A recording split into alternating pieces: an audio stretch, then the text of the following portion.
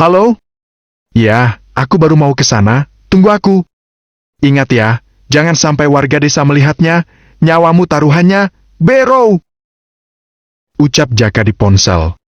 Dari percakapannya sudah jelas Jaka berbicara dengan Bero suami Buminten. Apa yang mereka lakukan agar penduduk desa tidak boleh tahu?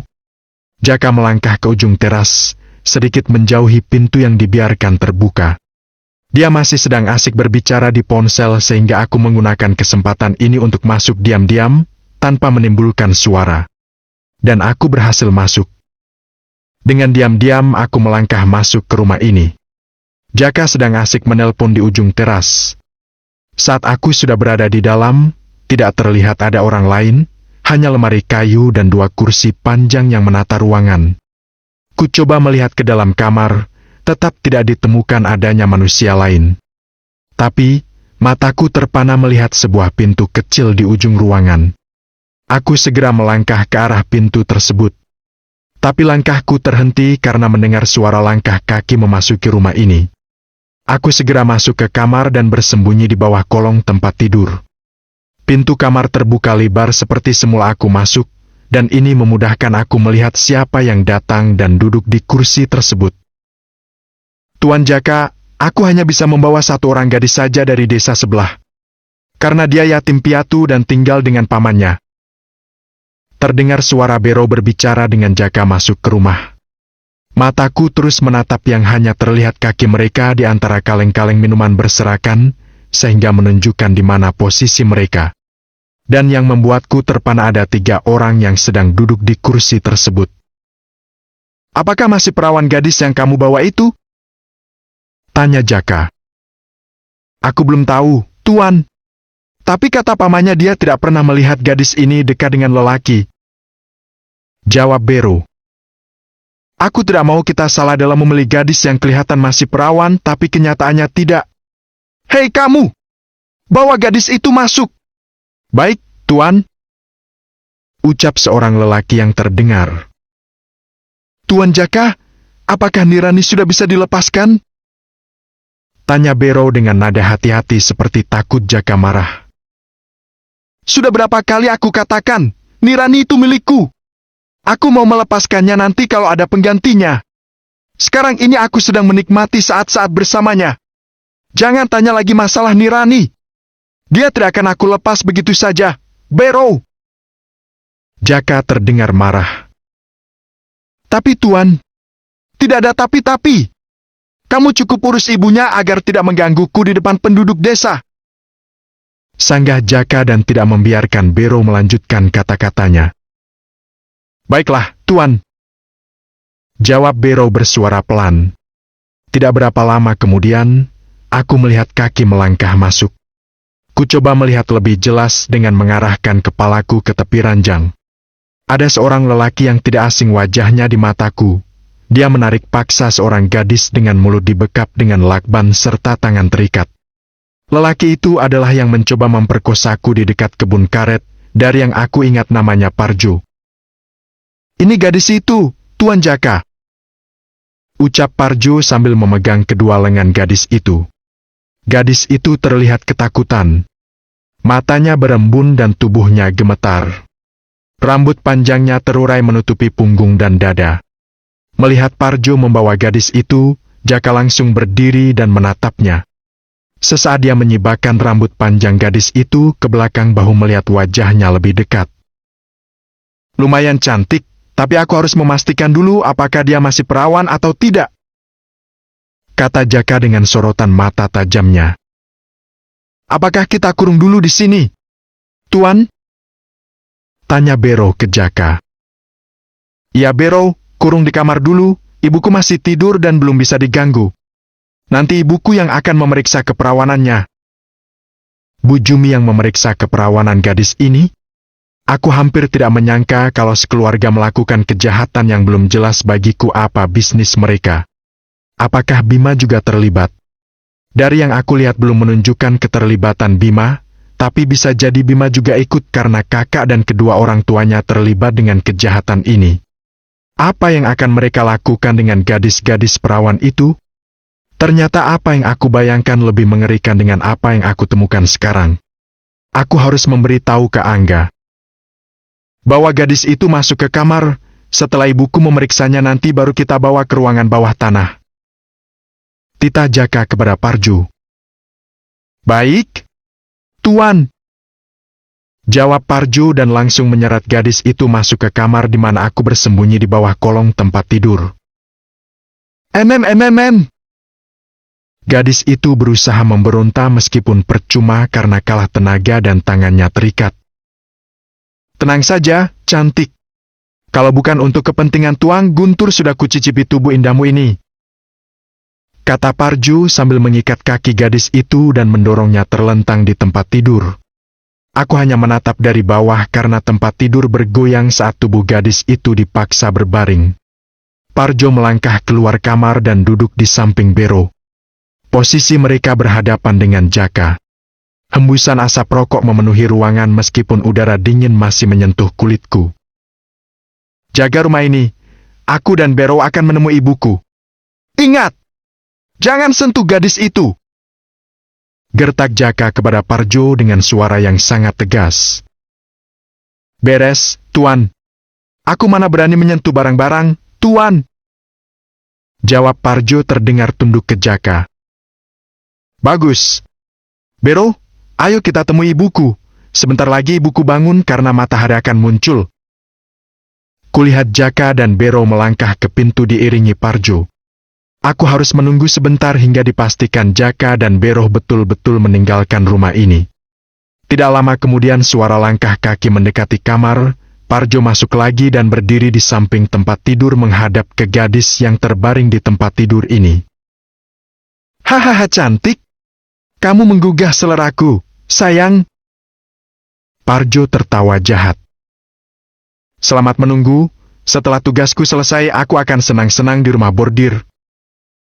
Setelah berkata, Parjo melangkah ke pintu kamar dan menutupnya dari luar. Beberapa saat menunggu, aku keluar dari kolong tempat tidur. Melihatku muncul tiba-tiba, gadis itu menatapku dengan mata membulat terkejut.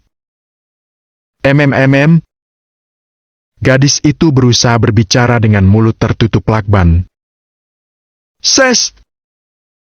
Kutempelkan jari telunjuk di depan bibirku menyuruh gadis itu agar diam. Gadis itu langsung diam. Matanya terus menatapku, tanpa berpikir panjang aku langsung membuka lakban mulutnya. Siapa kamu? Tanya gadis itu pelan. Apakah kamu yang bernama Nirani? Tanyaku sambil membuka ikatan kakinya dan tangannya. Bukan, aku Lastri. Jawabnya tidak lepas menatapku. Aku, Ki. Ayo kita pergi dari rumah ini. Ucapku dan langsung melangkah ke pintu. Gadis yang bernama Lastri itu mengikuti langkahku dari belakang. Aku takut, Ki. Lastri terlihat gemetar. Tenangkan dirimu, kamu harus bisa menghilangkan ketakutan agar otakmu berjalan sempurna. Yang lebih menakutkan itu jika mereka berhasil melakukan sesuatu padamu. Kataku tegas agar Lastri lebih tenang. Lastri menganggukkan kepalanya menjawab. Kubuka pintu kamar dengan pelan, saat melihat keluar, Parjo sedang duduk sambil menghisap rokok dan meneguk minuman bir. Tenang di sini, aku akan membereskan bajingan itu dulu. Ucapku menyuruh Lastri bersembunyi di belakang pintu. Bagaimana caramu mengalahkannya, Ki? Tanya Lastri dengan cemas.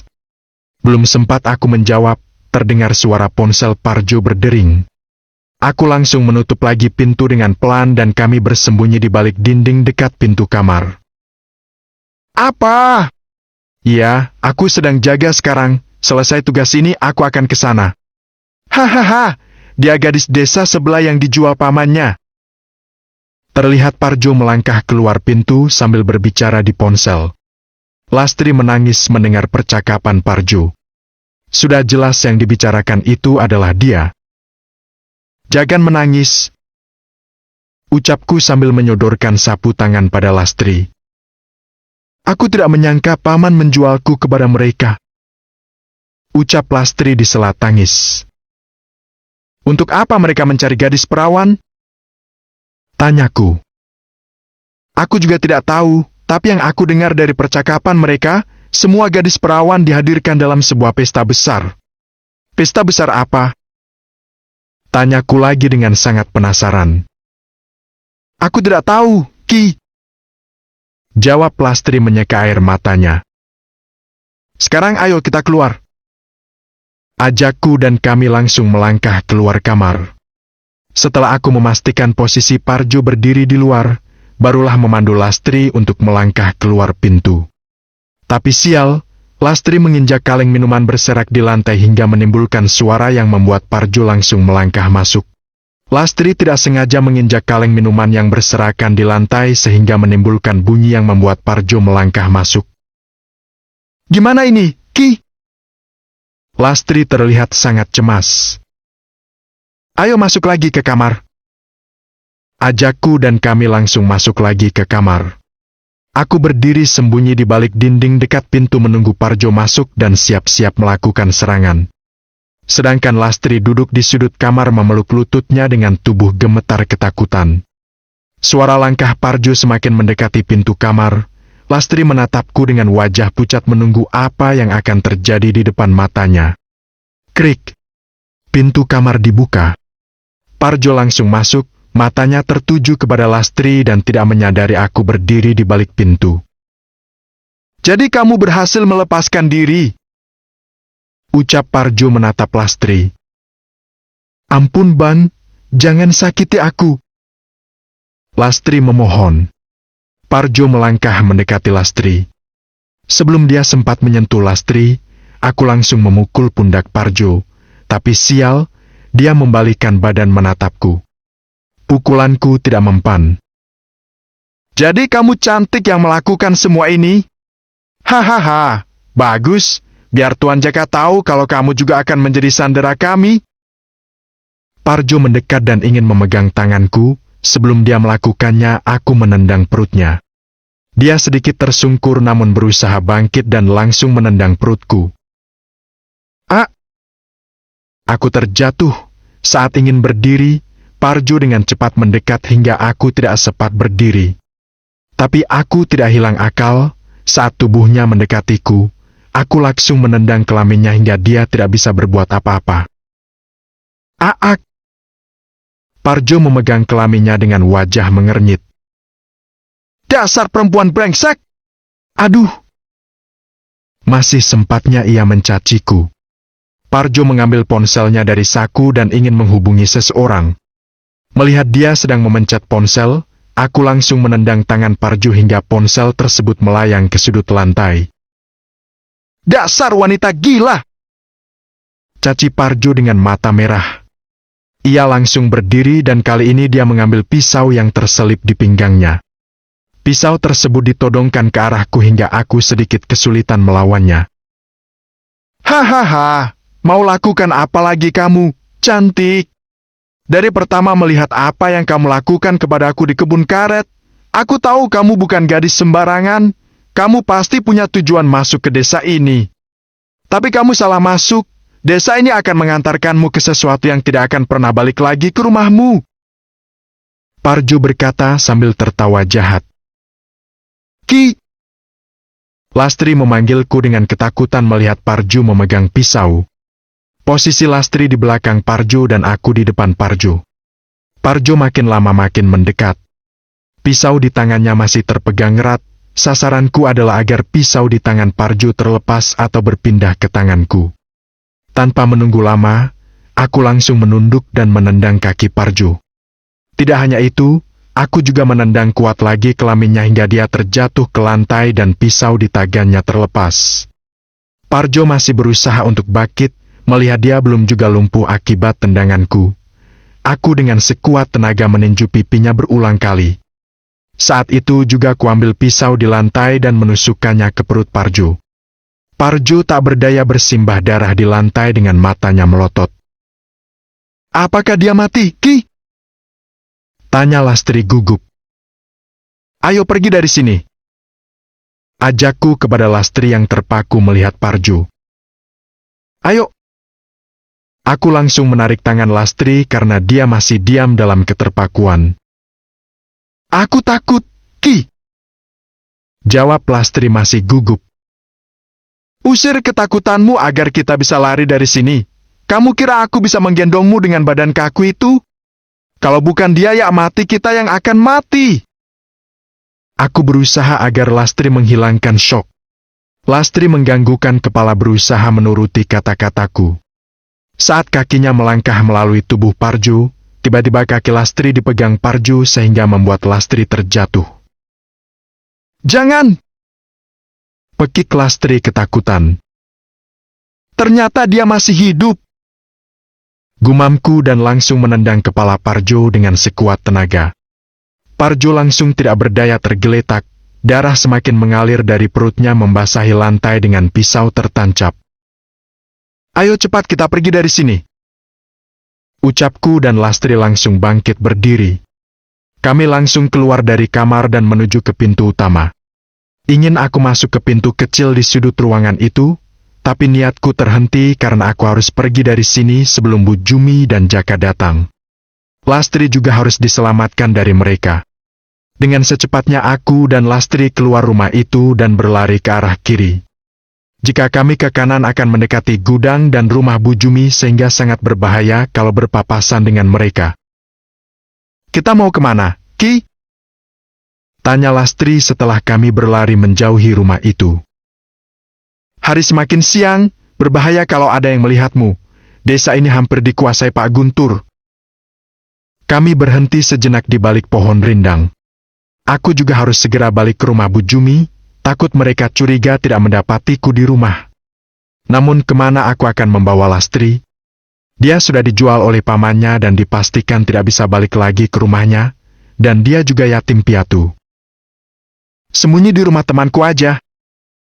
Jawabku dan mengajak Lastri menuju rumah warisan ibuku.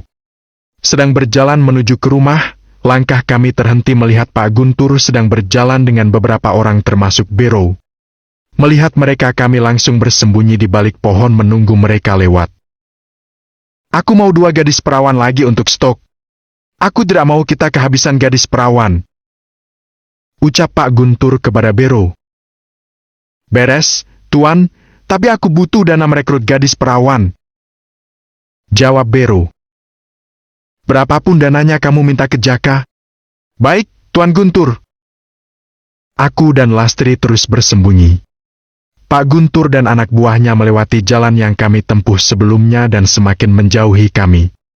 Setelah dipastikan aman, aku dan Lastri melanjutkan langkah menuju rumah warisan ibuku, dan kami berhasil masuk melalui halaman belakang yang hampir penuh dengan semak-semak karena sudah bertahun-tahun tidak dibersihkan.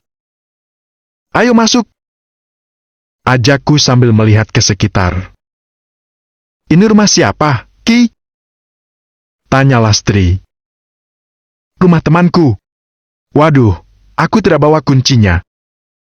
Aku penepuk jidat. Bagaimana kalau mereka menemukan kita, Ki?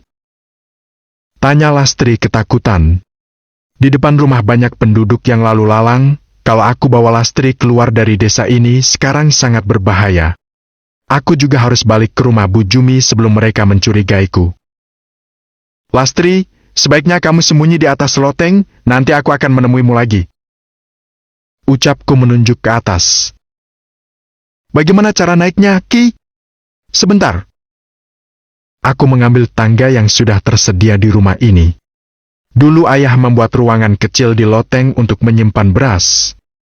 Lastri langsung naik dan bersembunyi di sana.